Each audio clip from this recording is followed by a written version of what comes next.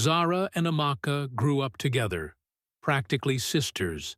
They had shared everything: laughter, dreams, secrets. Growing up in their village, they spent countless afternoons weaving stories under the shade of the large baobab tree, and they promised to always be there for each other. Zara believed that friendship was eternal, and in Amaka, she saw a lifelong sister. When Zara met Kola, she couldn't wait to introduce him to Amaka, excited to share her happiness with her best friend. Kola was gentle and kind, with eyes that sparkled when he looked at Zara.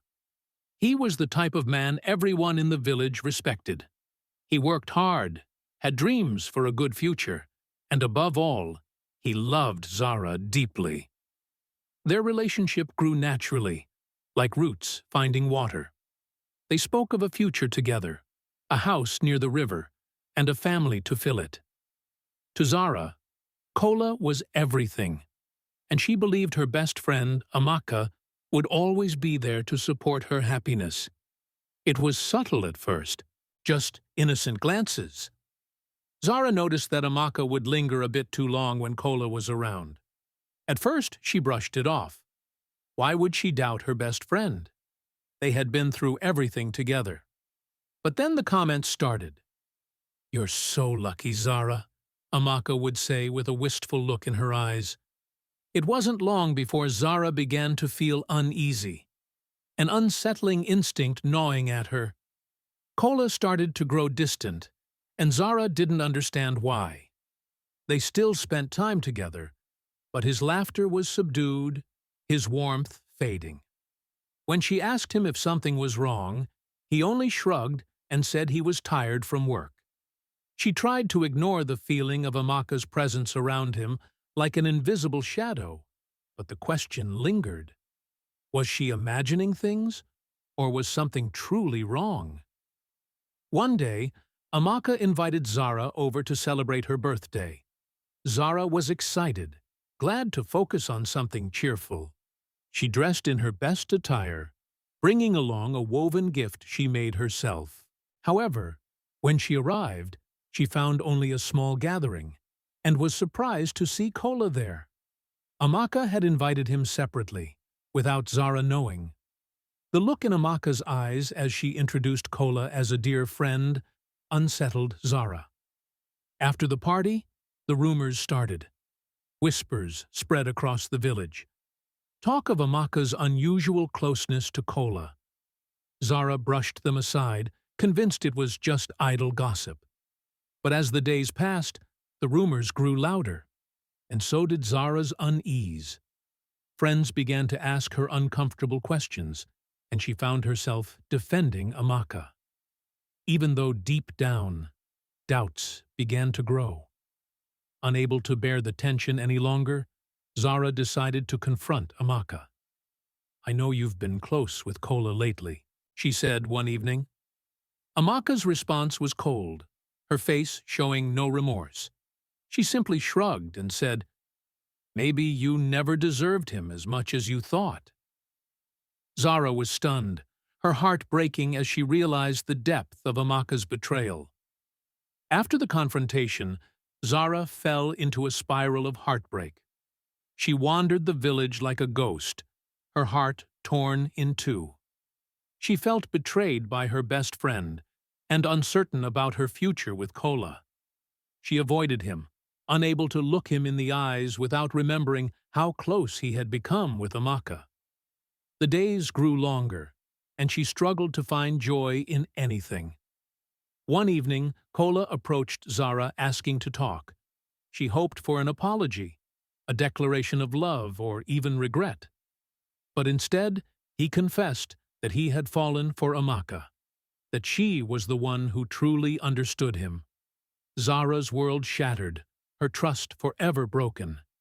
She felt like she was sinking, drowning in a sea of betrayal. Zara avoided everyone, especially Amaka.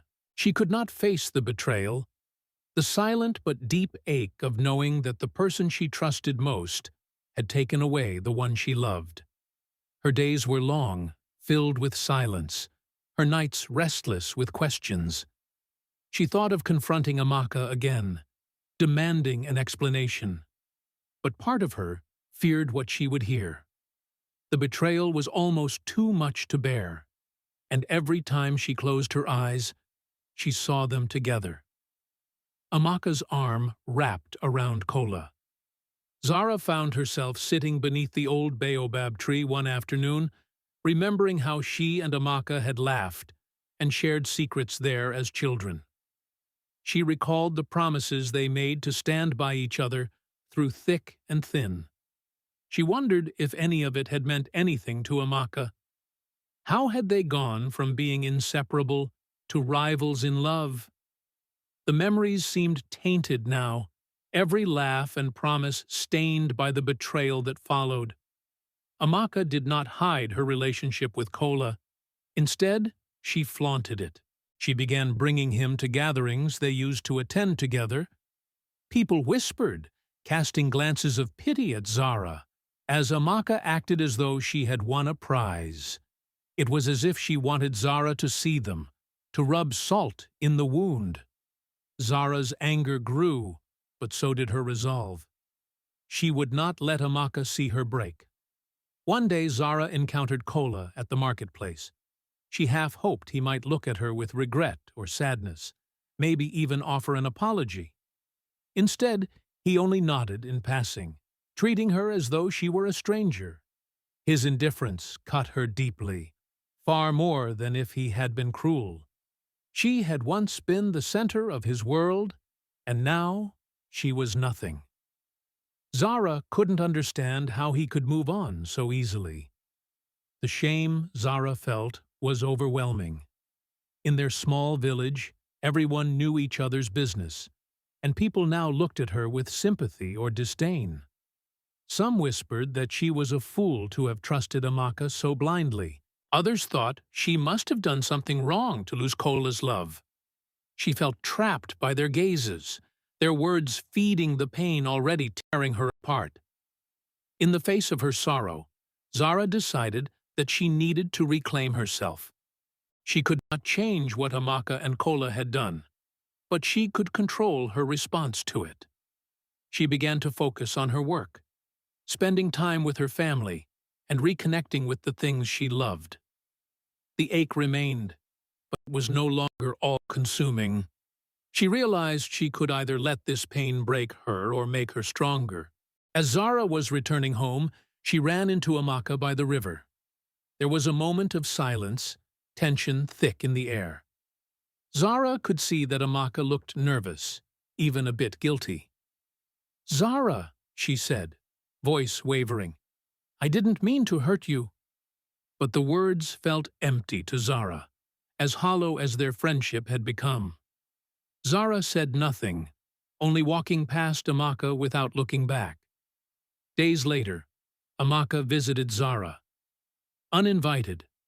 She tried to explain herself, justifying her actions by saying that love couldn't be controlled, that Kola had chosen her. Zara listened quietly, her heart heavy with anger. "And what about our friendship?" she asked, voice trembling. "Was that worth nothing?" Amaka had no answer, and the silence between them spoke louder than words. The village had become a place of whispers. Friends who once visited Zara now approached her cautiously, not wanting to be caught in the middle. Some even began befriending Amaka, swayed by her confidence. Zara felt increasingly isolated, like she was standing alone against a world that had taken her friend, her love, and her peace of mind. Zara's mother noticed her sadness and tried to console her, reminding her of the happiness she once had. She shared stories of when Zara was little, tales of her laughter and joy. She told Zara to focus on herself and to remember that life goes on, that people come and go. These words gave Zara a little strength, but they didn't take away the sting of betrayal. Zara soon learned that Amaka had been spreading lies about her, telling people she was the one who neglected Kola, that she didn't appreciate him. Zara felt her anger surge. Not only had Amaka taken Kola, but now she was trying to turn people against her. She thought of confronting Amaka again, but decided against it. She knew that engaging in drama would only drag her down.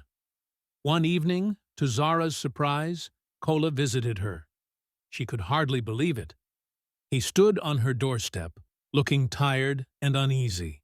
He said he came to check on her, but his words felt shallow. She wanted to ask him why he had done it, why he had betrayed her. But she realized that no answer he gave would ever be enough.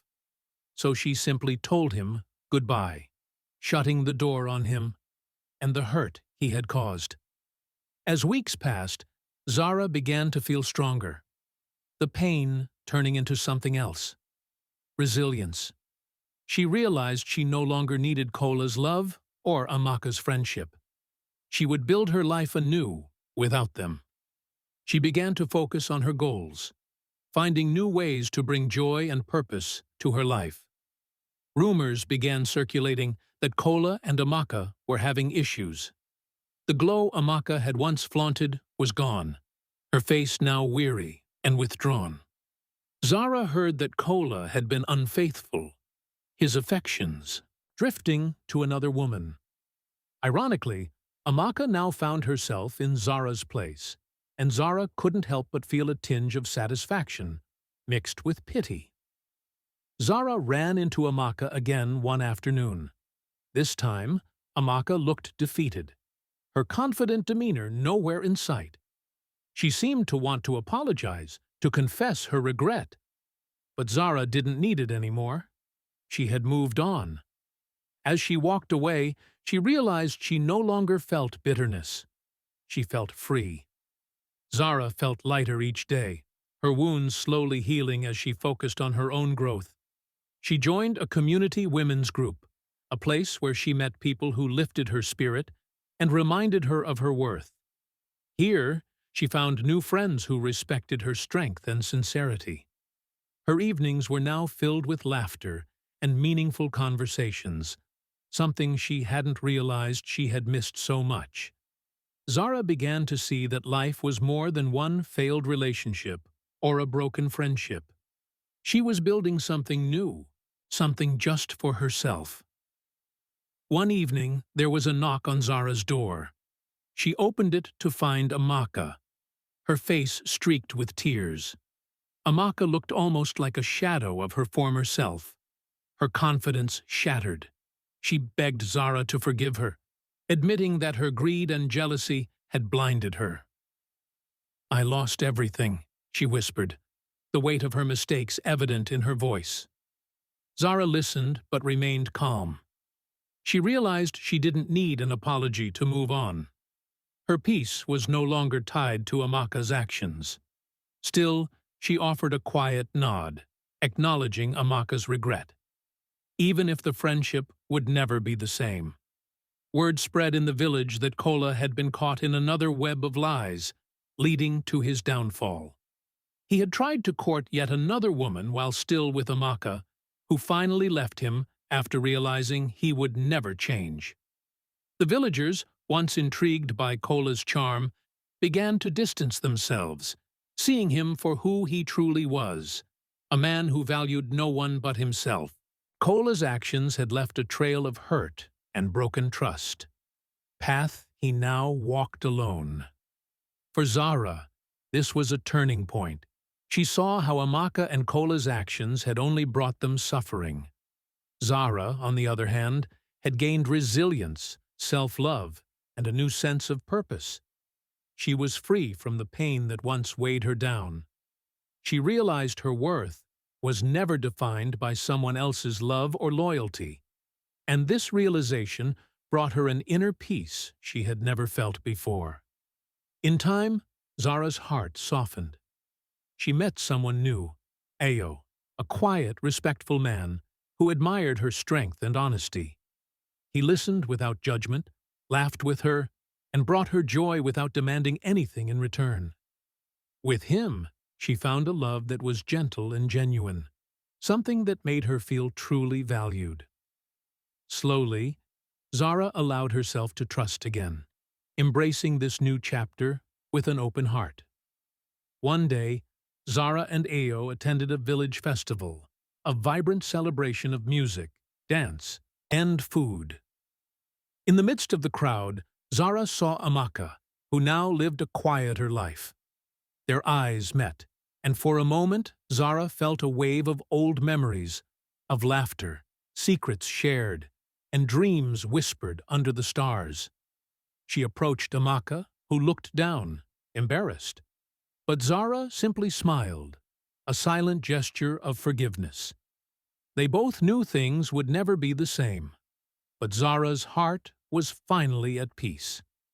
In the following weeks, Amaka began to volunteer with the village elders, helping them care for the sick and elderly. She became humble, dedicated, and even began counseling younger women on the value of friendship and loyalty. Amaka was trying to make amends, and though Zara wasn't part of her life anymore, she respected her efforts to change. Amaka had learned a painful lesson, and was now working to rebuild her reputation and self-respect. With time, the whispers that once surrounded Zara and Amaka faded. People moved on, finding new stories and gossip to discuss. Zara's story had been just one chapter in the village's tale, but for her, it marked a profound transformation.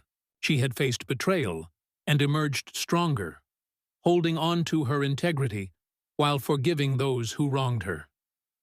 The village began to see her as a woman of resilience and grace, and Zara felt a quiet pride in how far she had come. As Zara continued her life with Ao, she found herself counseling young women about relationships and friendship. She shared her story, hoping others could learn from her experience and avoid the pain she had endured. She told them about the importance of self-worth, loyalty, and the need to cherish true friends.